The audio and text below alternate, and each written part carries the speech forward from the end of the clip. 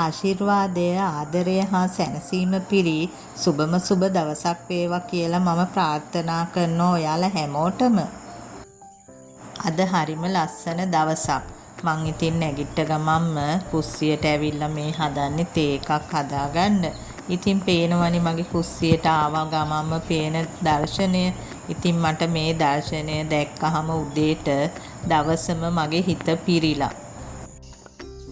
ඉතින් ඔන්න ඔය විදිහට තේ දෙකකුත් හදාගෙන ඉවර වෙලා මම ඊට පස්සේ හදන්නේ උදේ කෑම ටික හදාගන්න.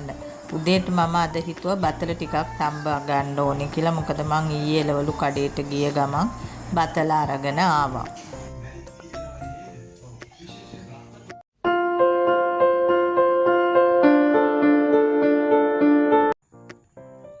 ඔන්න ඔය විදිහට ඉතින් මම බතල ටික සුද්ධ කරලා බතල ටික තම්බ ගත්තා. ඊට පස්සේ ඉතින් මේ බතල කන්න සම්බෝලෙකුත් ඕනේනේ. මං ඉතින් කොච්චි ටිකක් එහෙම දාලා රස පොල් සම්බෝලෙකුත් හදා ගත්තා.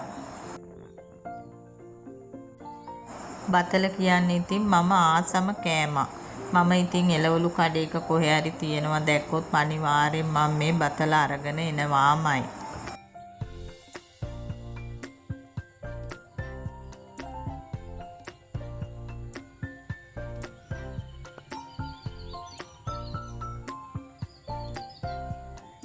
මම තම්මේල් එකේම දැම්මනේ මගේ මේ කුස්සියට අලුත් දෙයක් එකතු කරගත්තා කියලා.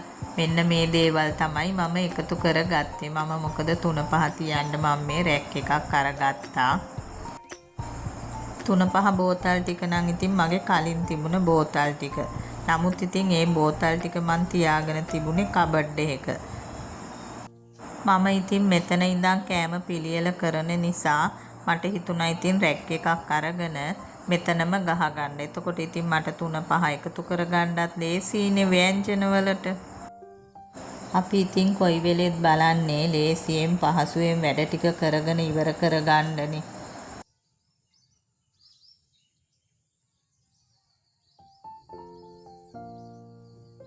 ඊට පස්සේ මම දරලිප තියෙන තැනත් මෙන්න මේ විදියට රැක් එකක් ගහගත්තා.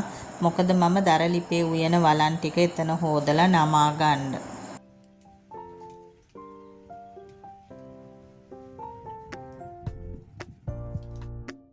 මෙන්න මේ විදිහට මම තව රැක් එකක් ගහගත්තා.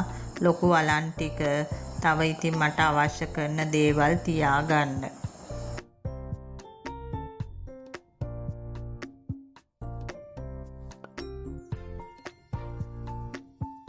දැන් නම් ඉතින් දවල් උයන වෙලාවත් හරි මම මේ ලිප් දෙකම මොලවගෙන හදන්නේ දවල්ට උයා ගන්න.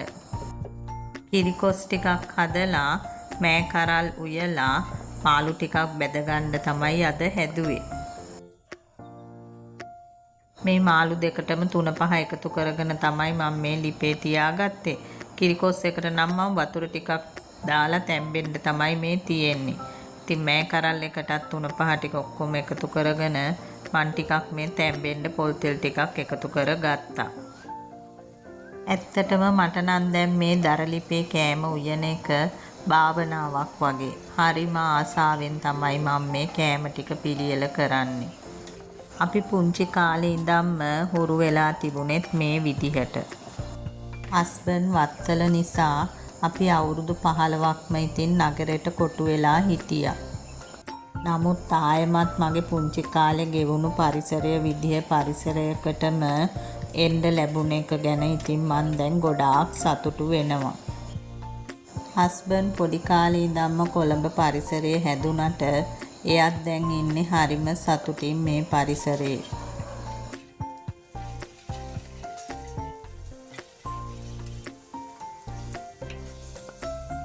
දැන් ඉතින් මේ වෙලාවේ මෑ කරල් ටික තැම්බිලා තියෙන්නේ. දැන් ඉතින් මිටිකිරි ටිකක් එකතු කරගන්න තමයි මම ඒකට හදන්නේ. මම හිතනවා ඔයාලා හැමෝම මගේ මේ වීඩියෝ එක අවසාන වෙනකල් බලයි කියලා. ඒ වගේම තමයි මගේ මේ වීඩියෝ එක බලන්න අලුතෙන් අද කවුරු හරි එකතු වෙලා ඉන්නවා නම් ආදරෙන් ඉල්ලනවා ඔයාලටත් මගේ channel එක subscribe කරලා එකතු වෙන්න කියලා. ඒ වගේම මගේ channel එක පටන් ගත්ත දවසේ ඉඳන්ම මගෙත් එක්ක එකතු වෙලා ඉන්න අයවත් අලුතෙන් මගෙත් එක්ක එකතු වෙලා ඉන්න අයවත් මං ගොඩාක් ආදරෙන් මතක් කරනවා. ඔයාලා හින්දා තමයි මට මෙච්චර දුරක් ඉක්මනින්ම එන්න පුළුවන් උනේ. ඉතින් ඔයාලව මතක් නොකර කොහොමද මම?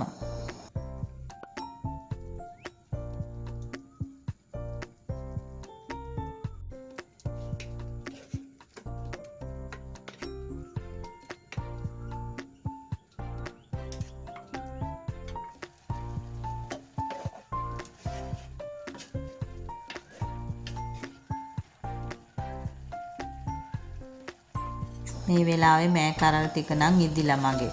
කොස් එකටත් දැන් මිටි කිරි ටික එකතු කරගන්න තමයි මම මේ හදන්නේ.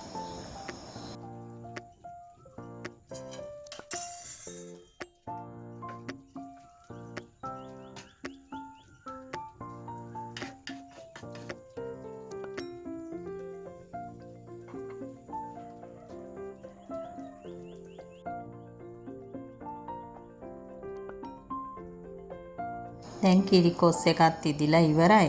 ඊට පස්සේ මං කබලේ අබෑට ටිකක් බැදලා ඒ ටිකත් මේකට එකතු කරගත්තා. අබෑට ටිකක් බැදලා එකතු කරගත්තාම ඉතින් කොස් එකක් හරිම රසයි.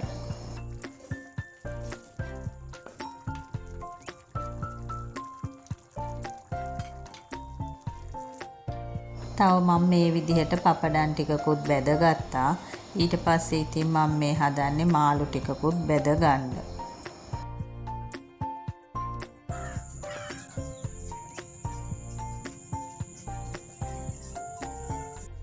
මේ විදිහට ඉතින් පෑන් එකක් ලිපේ තියාගෙන ඒකට තෙල් ටිකක් එකතු කරගෙන මාළු ටික බැද ගන්න තමයි මම මේ හදන්නේ. මම මේ ලින්න මාළු තමයි අරගෙන තියෙන්නේ. ඒ කියන්නේ ලින්න මාළු අද මට පොඩි පැටව් වගේක් තමයි හම්බුනේ. මේ විදිහට ඇත්තට මේ මාළු එක හරිම රසයි.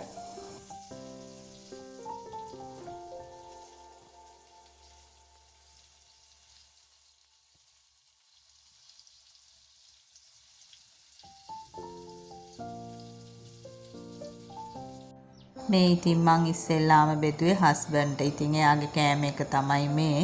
ඔන්න ඔය විදිහට තමයි අපේ ඉතින් අද දවල් කෑම වේල.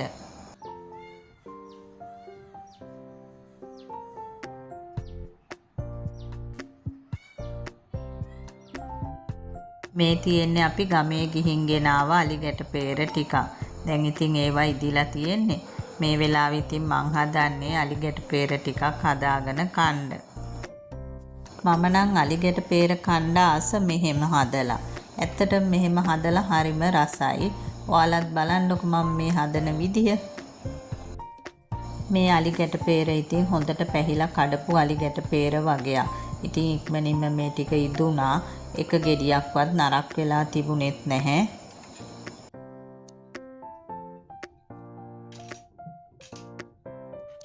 අලිගැට peer කියන්නේත් ඉතින් මම ආසම පළතුරක්. මට මේ අලිගැට peer ටික හදනකොට අපි ගෙදර ඉන්න කාලේ මතක් වුණා. ඉස්සර අපේ අම්මා මොනවා හරි ගෙදර පළතුරු කඩපුවාම අපි 4 දෙනාට අමුවෙන්ම තමයි බෙදලා දෙන්නේ. ගොඩවල් 4ක් වෙනම බෙදලා දෙනවා. මොකද ඉදුණාම අන්තිමට කාපු කෙනෙක් නැති නිසා. හැබැයි ඉතින් මමයි චූටි මල්ලී තමයි වැඩිපුරම කන්නේ. ලොකු මල්ලී නංගි ඉතින් එච්චර පන්නන්නේ නැහැ පළතුරු දේවල් වලට. අපි දෙන්න ඉතින් රෑ 12ට හරි නැගිටලා මේවා කනවා. මම දන්නවා ඉතින් ඔයාලගේ ගෙවල් වලත් ඔහොම වෙන්න ඇති කියලා.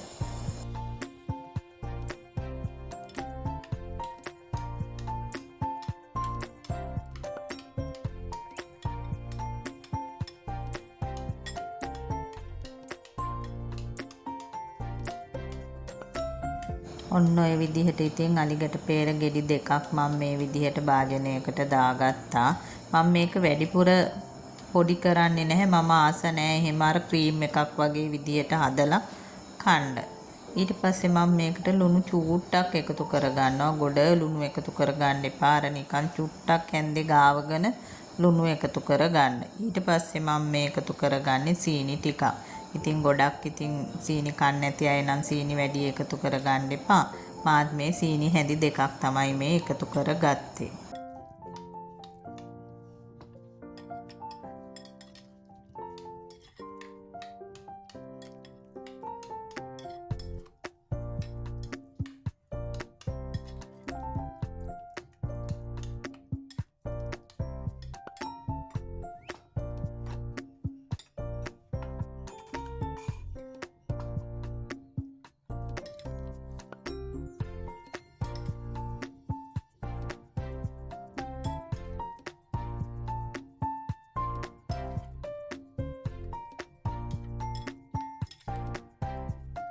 ඔන්න ඔය විදිහට ඉතින් ඩෙසර්ට් කප් දෙකකුත් අරගෙන මම මේ හදාගත්ත අලි ගැට peer ටික මේ දෙකට දාගත්තා.